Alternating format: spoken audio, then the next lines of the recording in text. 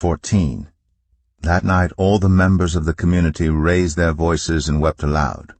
All the Israelites grumbled against Moses and Aaron, and the whole assembly said to them, "If only we had died in Egypt, or in this wilderness, why is the Lord bringing us to this land only to let us fall by the sword? Our wives and children will be taken as plunder. Wouldn't it be better for us to go back to Egypt?" And they said to each other, "We should choose a leader and go back to Egypt." Then Moses and Aaron fell face down in front of the whole Israelite assembly gathered there. Joshua son of Nun and Caleb son of Jephunneh, who were among those who had explored the land, tore their clothes and said to the entire Israelite assembly, "The land we passed through and explored is exceedingly good. If the Lord is pleased with us, he will lead us into that land, a land flowing with milk and honey, and will give it to us. Only do not rebel against the Lord, and do not be afraid of the people of the land, because we will devour them. Their protection is gone, but the Lord is with us. Do not be afraid of them." But the whole assembly talked about stoning them.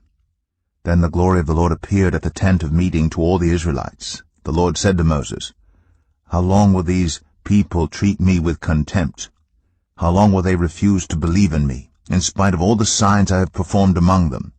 I will strike them down with a plague and destroy them, but I will make you into a nation greater and stronger than they."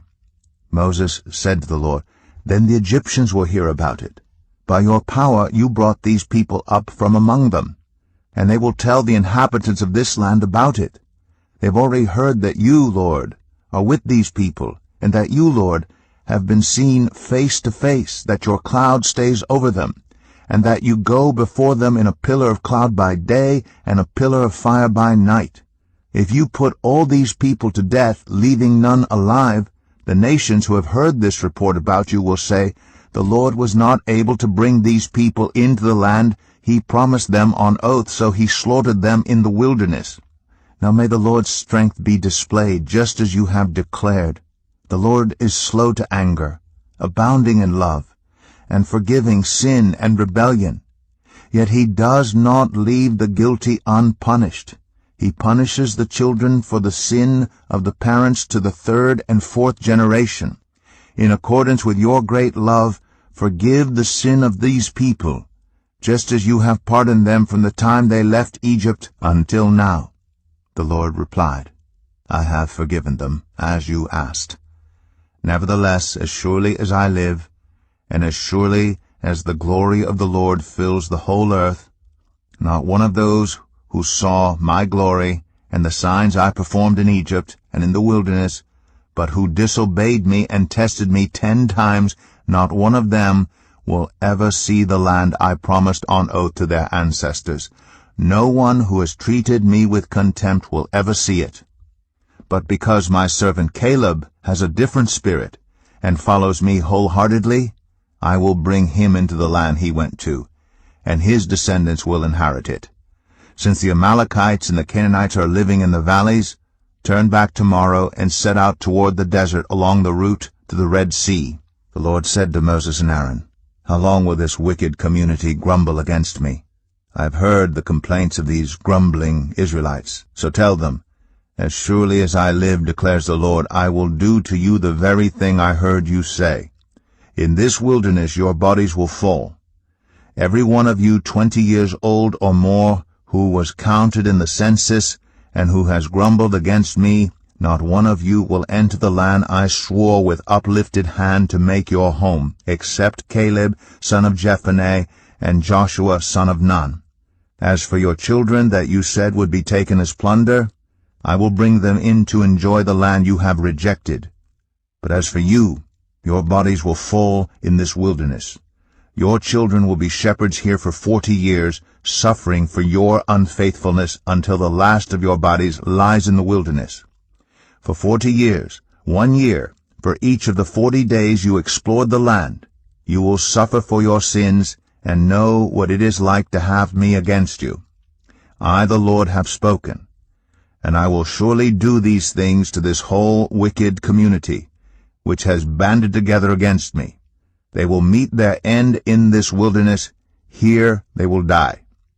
So the men Moses had sent to explore the land, who returned and made the whole community grumble against him by spreading a bad report about it, these men who were responsible for spreading the bad report about the land were struck down and died of a plague before the Lord. Of the men who went to explore the land, only Joshua son of Nun and Caleb son of Jephunneh survived. When Moses reported this to all the Israelites, they mourned bitterly. Early the next morning they set out for the highest point in the hill country, saying, "Now we are ready to go up to the land the Lord promised. Surely we have sinned." But Moses said, "Why are you disobeying the Lord's command? This will not succeed. Do not go up, because the Lord is not with you. You will be defeated by your enemies. For the Amalekites and the Canaanites will face you there.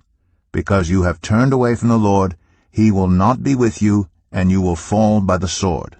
Nevertheless, in their presumption, they went up toward the highest point in the hill country, though neither Moses nor the ark of the Lord's covenant moved from the camp. Then the Amalekites and the Canaanites who lived in that hill country came down and attacked them, and beat them down all the way to Hormah. Numbers 15.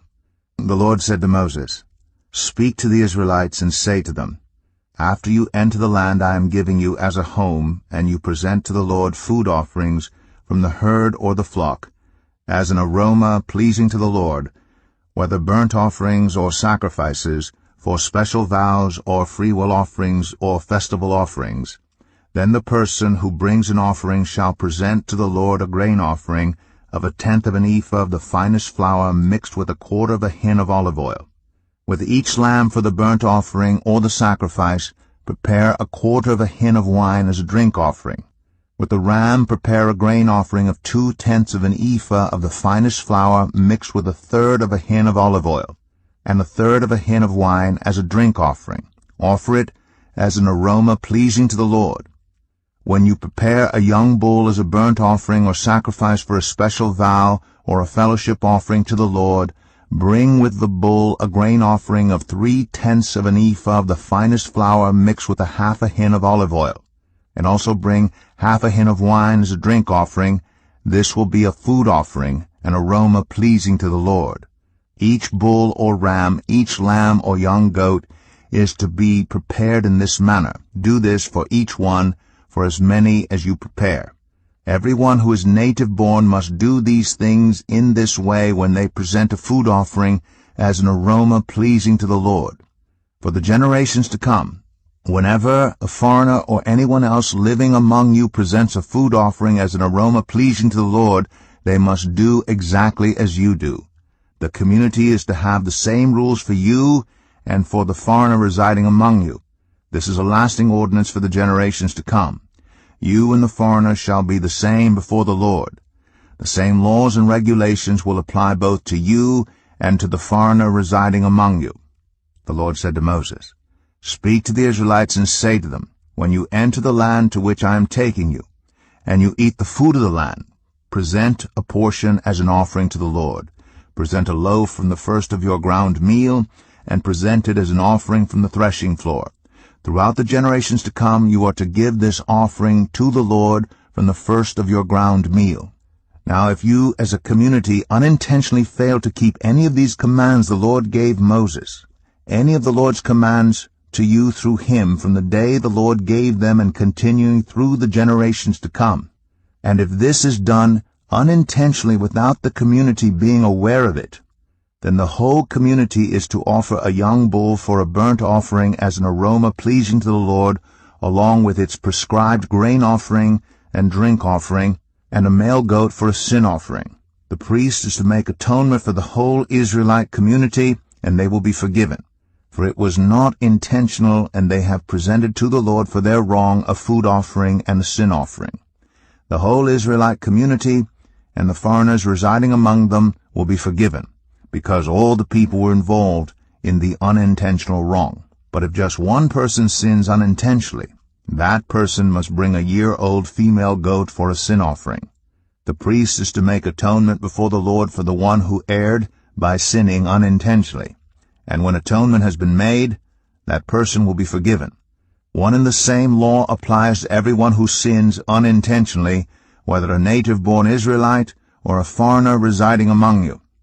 But anyone who sins defiantly, whether native-born or foreigner, blasphemes the Lord and must be cut off from the people of Israel, because they have despised the Lord's word and broken his commands. They must surely be cut off. Their guilt remains on them. While the Israelites were in the wilderness, a man was found gathering wood on the Sabbath day. Those who found him gathering wood brought him to Moses and Aaron and the whole assembly. And they kept him in custody because it was not clear what should be done to him. Then the Lord said to Moses, "The man must die. The whole assembly must stone him outside the camp." So the assembly took him outside the camp and stoned him to death as the Lord commanded Moses. The Lord said to Moses, "Speak to the Israelites and say to them, throughout the generations to come you are to make tassels on the corners of your garments with a blue cord on each tassel. You will have these tassels to look at, and so you will remember all the commands of the Lord, that you may obey them and not prostitute yourselves by chasing after the lusts of your own hearts and eyes. Then you will remember to obey all my commands and will be consecrated to your God.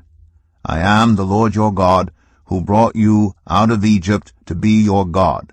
I am the Lord your God." Book 4, Psalms 90 through 106. Psalm 90. A prayer of Moses, the man of God. Lord, you have been our dwelling place throughout all generations.